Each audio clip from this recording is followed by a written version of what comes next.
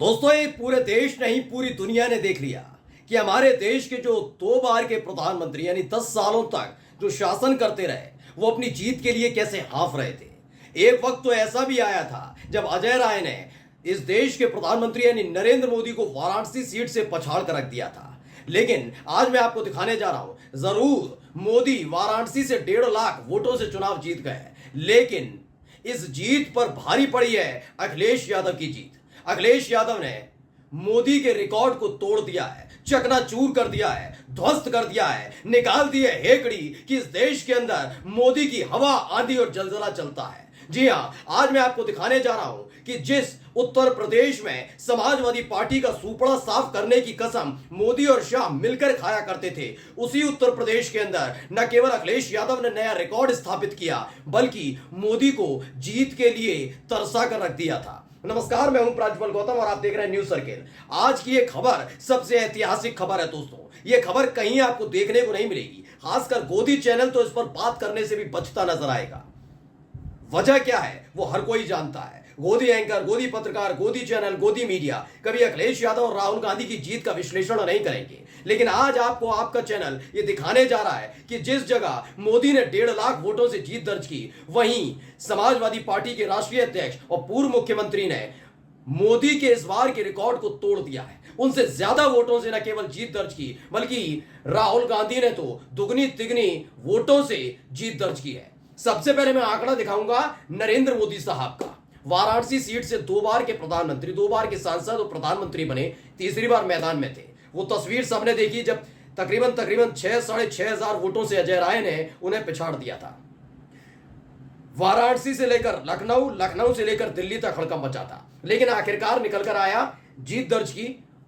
देखिए, election commission का जो आखिरी आंकड़ा है उसमें बताया गया नरेंद्र मोदी बीजेपी, इधर अजय राय। कितने? 6,12,970 वोट मिले मोदी जी को और अजय राय को मिले हैं 4,60,457 वोट। यानी कुल मिलाकर जो जीत का आंकड़ा है मोदी जी का सिर्फ 1,52,513। यानी इस देश का प्रधानमंत्री 1,00,000-1.5 लाख वोटों से जीत दर्ज करता है। मैंने फिर कहा ना, ये इतिहास में पहली दफा होगा जब कोई प्रधानमंत्री इस तरीके से ट्रेल होता नजर आए। मनमोहन सिंह के बारे में कई बार बोला था ना इन्होंने।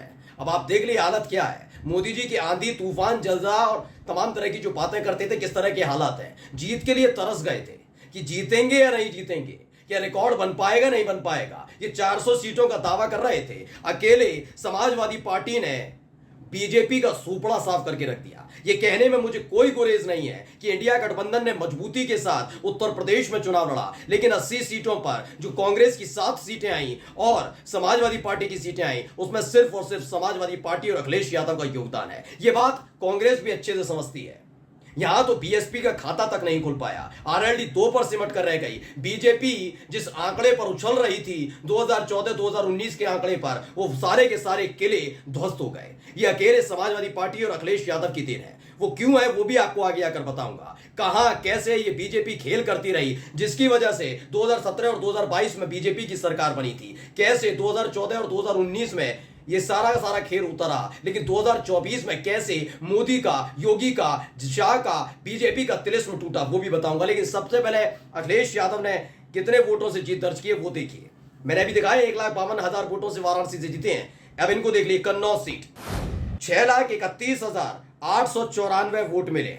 यानी अगर देखा जाए, माफी चाहो, ये देखिए 6,31,894 वोट और मोदी जी को कितने मिले? 6,12,970 वोट। यानी कि यहीं पर अखिलेश यादव ने अपनी ताकत दिखाई है, बताया है कि केवल बड़ी बड़ी बातें करने से कुछ नहीं होता, एक विजन होना चाहिए।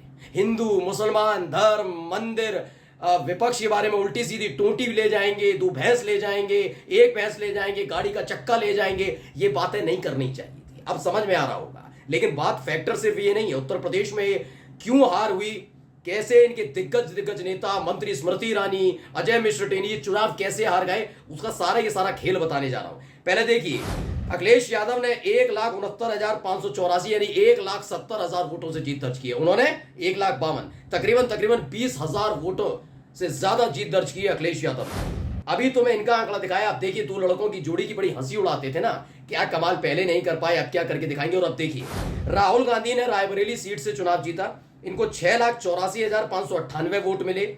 अब इनका देखिए 3,88,742 वोटों से इन्होंने जीत दर्ज की। दिनेश प्रताप सिंह का क्या दिखाऊं, ये तो रो गए थे पहले जब से राहुल गांधी के नाम का ऐलान हुआ था, यानी तकरीबन 4 लाख वोटों से जीत दर्ज की है।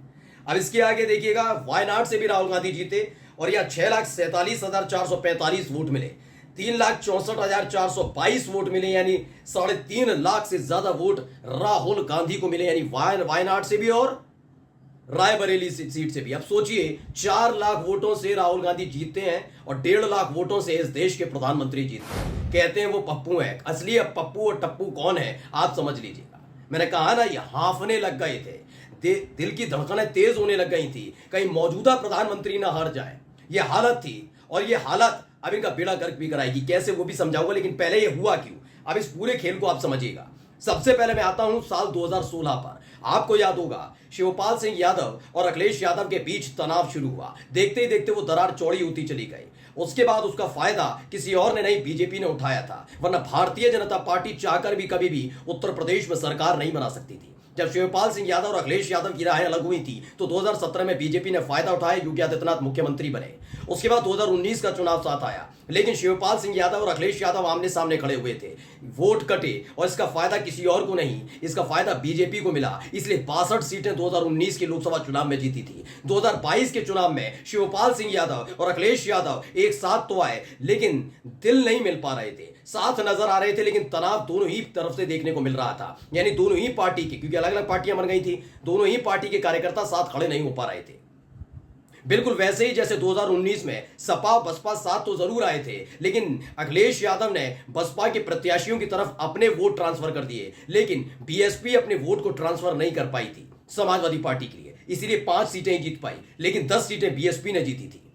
अब कुल मिलाकर जब मैनपुरी में उपचुनाव हुआ नेताजी के निधन के बाद, तब शिवपाल सिंह यादव साथ आए थे, योगी तिलमिला गए थे, वो समझ गए थे अगर चाचा भतीजे साथ आए तो आगे आने वाले समय में मुख्यमंत्री का ताज छिन जाएगा। उन्हें कोई फर्क नहीं पड़ता केंद्र में किसकी सरकार है, लेकिन योगी आदित्यनाथ को अपनी कुर्सी की फिक्र सता रही थी। इसलिए शिवपाल सिंह यादव को गोमती रिवर फ्रंट में सीबीआई जांच की धमकी दी जाने लगी। अखिलेश यादव ने मोर्चा खोला था, बैकफुट पर नजर आए थे योगी आदित्यनाथ, और अब देखिए उसके फौरन बाद ही शिवपाल सिंह यादव समाजवादी पार्टी में शामिल हो गए और तब से करिश्मा ही करिश्मा देखने को मिल रहा है।